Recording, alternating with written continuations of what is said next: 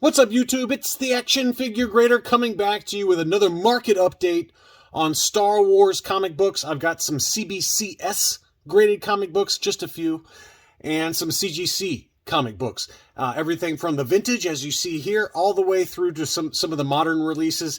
And as we go through these, I'm going to show you some multiple data points for a few of them. And I'm also going to talk about whether I think it's a good time to buy this certain book or not. Because the comic book market is down. Obviously, we have a lot of new Disney Plus content coming, which can drive prices up among casual collectors. And, you know, if they see the new trailer for Ahsoka, I've got to have Clone Wars 1. You know, that kind of thing. So I wanted to kind of just show you a few books. We're going to start off with one that I actually purchased. And PayPal credit is a beautiful thing. But this is one I do have coming. It should be here in the next few days as of the making of this video. I don't know when this is going to go live, but I had to show you this one because it's one we've talked about in the past. And this is Star Wars number 16, the first appearance of Bylert Valance, who is the bounty hunter. It's a fantastic cover. The Hunter, death and destruction are his tools. Star Warriors are his targets. It's just an awesome 70s vibe to the cover. And what makes this one unique, as you can see right in the middle there on this CGC label, this is the multi-pack edition. And you'll also notice that the barcode is blank. And we talked about this. There was a company called Whitman's that distributed in baggies multiple comic books that they sent off to comic shops or wherever else. And so these were kind of considered in the late 70s, 78, 79, even maybe early 1980s. These were the first direct edition comic books before they moved over to like a Spider-Man logo or the barcode with the slash through it. So these are very tough to find and very high grade because they only happen for a very limited time. And this one came up for sale on eBay, so I decided to put it on my PayPal credit, and I'll figure out how to pay it off later, because this is actually one of only two graded by CGC in a 9.8 for this multi-pack edition. So the seller did a really good job here. First of all, you got the census here where it shows multi-pack edition, and you can see very clearly there are 9.8. There's only two of them. Now, that being said, CGC did not used to track these Whitman multi-pack variants. So I'm sure that of the 152 that are the newsstands there, I'm sure some of those are the multi-pack variant before CGC started segregating them out and labeling them. So I think it happened kind of in 2020, 2021. So I know for a fact that a few of those 152 9.8s are, in fact, there's at least got to be a couple of them because I've seen one on eBay for sale. And this seller did a really good job of explaining all of the details as it relates to these multi-pack editions. So probably more information than you want. But these are the first ever direct edition comics that started in 1977 and are considered first printings because they were printed at the exact same time that the newsstands were printed that showed up at grocery stores and newsstands, obviously, and places like that. But these were sold in big multi-packs, big kind of poly bags. And so anyway, there's a lot of good data in here. I'm sure I'll go through it in more detail whenever I get the book in and kind of show it off on the channel. But I couldn't resist it. You know, for a standard newsstand edition of this book, the one of 152 that are out there, this usually goes for between $220 and $250. And I thought because it's a one of two, it's appropriately labeled by CGC. I thought it was worth picking up because this book was on my want list for this year. And I just hadn't had a chance to make it happen yet. I had bid on a couple of them, just the standard newsstands. But once this Whitman Direct Edition came up for sale, I did pull the trigger on it. So we'll see how it looks when it gets here. But it looks awfully nice. Nice wrap and everything. Very excited about it. But that one did sell for $375 plus shipping. The only other, I believe, vintage comic that I have in here before we start digging into some more modern releases is Star Wars 41, the first cameo appearance of Yoda. It's another book we've talked about in the past. This one sold for $200. $200. Now, it did have an overwrap, as you can see there on the left-hand side. Very similar to the Marvel Comics Presents number 79 that I showed in the recent comic link where it had an overwrap. So part of the back of the book is showing on the front, which is kind of a negative. It's not at the end of the world, but for a 9.8 with white pages for the first cameo of Yoda with an awesome cover, the continuing adaptation of The Empire Strikes Back. That's an awesome book for $200. That's a really good deal. They usually sell for $225 to $250 right now. They were as high as like $600 for the newsstand, but I think that's a pretty good buy for at $200. Let's start digging into some Dark Horse comics before we get into the very, very modern stuff. And the first is Heir to the Empire. This sold in an auction on April 30th. And it just shows you how far the comic book market has fallen, where we know Thrawn is coming. He just showed up in a trailer briefly from behind for the Ahsoka series, and the book has done nothing. It's still flatlining. So it sold for $870. That's the lowest I've seen in a little while for this book. It's probably back to 2019, 2018 prices now. And I think that if the market continues to kind of be somewhat slow, and you absolutely have to have this book, I'm not sure if this book's going to move that much. It just seems to have not moved that much. There are a lot of them on the census, not nearly as much as some books, but it's a great timeless cover. I think that this is kind of a good buy and hold forever type of book. I obviously have this in my collection, and I think I actually paid a little bit more than what this one sold for, and I bought mine like 2 years ago plus. So prices have definitely come back to pre-pandemic levels for almost all books. There are some exceptions here, including this one. This is Clone Wars #1, the first appearance of Ahsoka and Captain Rex. This book has moved up. This one was listed for $2,300. The best offer that was accepted was $2,100. Now, I did find two recent data points for $1,949 and $1,850. Now, $1,850 versus $2,100, that's not an insignificant price difference. That's about a 10 to 15% price difference. So to me, Clone Wars #1 has bumped up a little bit off the recent lows, and I think now is not a good time to buy it. So I would be patient, wait for the Ahsoka series to come and go, and I bet this book will be trading $1,600 to $1,800 again, which is where it's been for the last 6 to 9 months. But because of the new trailer, there are going to be some heavy hitters out there with deep pockets that don't particularly care whether they pay $2,100 or if they pay $1,850. Me, that's a lot of money. It's a big price difference, so I would be patient. I was able to pick mine up last December for $1,675, I believe is what I paid. So, and that was only like 5 months ago or less.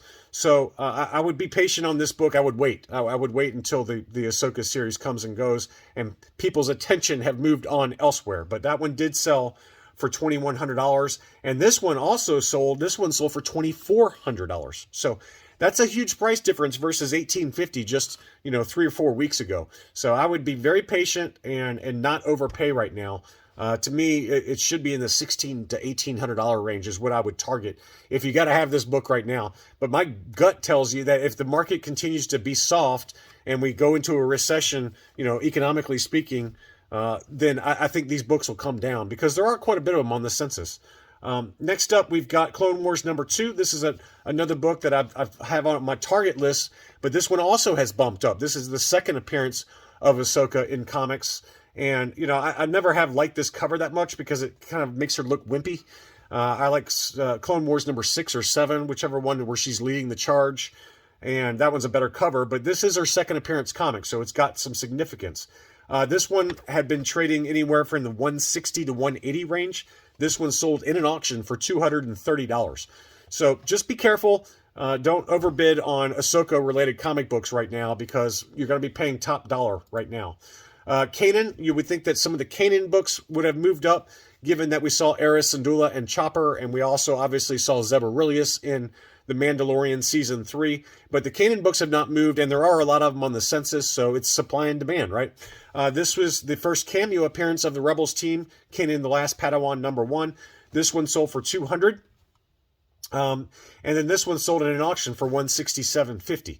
Now, part of it is the photo, right? It's a very blurry photo. There's only one photo here. You don't really know what kind of condition the case is in or things like that. But I do think that for me, if you're going to get any of the Kanan-related books or the Star Wars Rebels-related books, and you're going to get any of them, I would get Kanan #6. But if you want Kanan #1, I probably wouldn't pay over more than probably $175 for it. So I consider $200 to be a little bit of an overpay. $167.50 is a pretty good buy, assuming that case was in good shape. Again, it was only one photo and very blurry. But if you're going to spend money on the Rebels team, I would get Kanan the Last Padawan #6. This is a CBCS 9.8. This one sold for $460 plus shipping. And then here's another CBCS 9.8. That one sold for $440 plus shipping. But if you're going to spend this kind of money, I would recommend getting a CGC 9.8 versus a CBCS 9.8. That's just my personal opinion. It's been proven time and time again with the data that CGC 9.8s sell for more than CBCS 9.8s. And they go for about the same price. There's not much of a price difference. You might pay like $450 for a CGC 9.8 of Kanan number 6 versus, $430 to $460 for a CBCS, which is what the sales prices were on these two. To me, I would just rather have it in a CGC book. Now, there are some people that love CBCS books and they swear by them, and that's fine. I'm just giving you my personal opinion. If you're going to spend that kind of money, I would rather have it in a CGC 9.8. It wouldn't be a comic book market update without talking about Dr. Aphra. Her book is still flatlined. This one sold for $222.50, and then this one sold for $248 plus shipping. So again, be patient, wait for auctions, and you're going to get better deals than a buy it now situation. This book is very plentiful on the census. There's over 1,000 of them, I'm sure, if not 4,000 of them. But the standard cover A is not very expensive, and it's a great book, though. I think it's nice to have the first appearance of Dr. Aphra and her two droids in comics, and $225 to $250 is the going rate. I would not pay a dime over that right now. Next up, I can't make any sense of this one. This is a weird overpay to me, and it was in an auction. This is Darth Maul number 2. Well, no, I take it back, because this is for Darth Maul number 2 and for number 3. I thought it was just for Darth Maul number 2, and I saw $219.50. That's way too high. This is the first appearance of Cad Bane in comics, but the next issue, Darth Maul number 3, was also included in this auction. And that's the first cover appearance of Cad Bane in comics. So you can see Cad Bane very clearly there on the right-hand side. That's his first cover. His first appearances in the issue prior to that. So for both of them together, though, that's a pretty good buy. $220 plus $17 shipping. Usually Darth Maul number 2 goes for about $150 or so or less. And the second, his first cover appearance, Darth Maul number 3, that can go for $75 to $100, somewhere in that range. So $219.50 for both of them together plus shipping. That's a pretty good buy to me. Next up, Darth Vader number 6, the first appearance of the Grand Inquisitor. We obviously just saw his reveal in the Vintage Collection. Great cover on this one. I've talked about it at length. This one sold for $140, but this one sold in an auction for $80 plus $17 shipping. So again, this is another case of don't do buy it nows, especially with modern comics that are easy to find, with a lot of them on the census. This person paid $140 for it plus shipping. This person paid $80 for it plus shipping. So just be careful out there and be patient. Wait for an auction. Set up like a search for eBay, and it'll email you when an auction happens. Now let's dig into some Thrawn related books. And it's interesting because some of them have moved up. Some of them are very rare that we're going to talk about. But I leave it to you whether you want to buy any Thrawn-related books. Heir to the Empire has not really moved that much. It's going for $800 to $900. So I think now's a pretty decent time as any to get it. But some of these more modern Thrawn number 1 covers, this is the action figure cover. This one sold for $111.50. I've seen as low as $80 for that one. That's a great cover. This one is the 1 in 10 retail incentive animation art variant. Somebody paid $450 for this. I would not pay $450 for that. That's my personal opinion on this. I've seen it sell for as low as $260 in an auction, but that was a really good deal and the exception. Usually it's $300 to $325, somewhere in that ballpark. It's a great cover. I'd love to have this cover because it really captures his appearance in the Star Wars Rebels cartoon really well. But I'm not paying $450 for it. I'm just not. I mean, if we're going to pay $450, that's more than half of what an Heir to the Empire number 1 goes. I think your money's better off spent on Heir to the Empire number 1 and saving up for it versus paying $450 for this book. But nevertheless, here is one that we had to talk about. This is the 1 in 50 Francesco Mattina variant for Thrawn number 1. This is a ghost on the census. There's like 30 or 40 of them in a 9.8 grade. And this seller, Uncanny Stash, listed one at auction.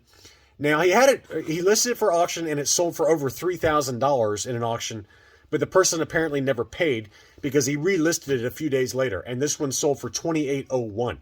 So this was on my top 10 list of if I could buy any books for my collection, what are my top 10 that I would love to have? And this is definitely one of them. It's a ghost. It's very, very hard to find, especially in an auction. Usually people want $3,500 to $4,500 for it when they have a buy it now situation. But this gives you a realistic price for it, for the 1 in 50. It's an awesome cover.